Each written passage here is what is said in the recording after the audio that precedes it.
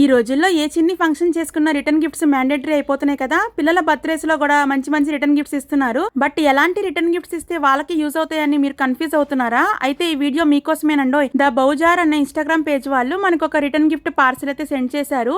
ఇందులో girls and boys కి సంబంధించిన కొన్ని రిటర్న్ గిఫ్ట్స్ అయితే ఉన్నాయండి.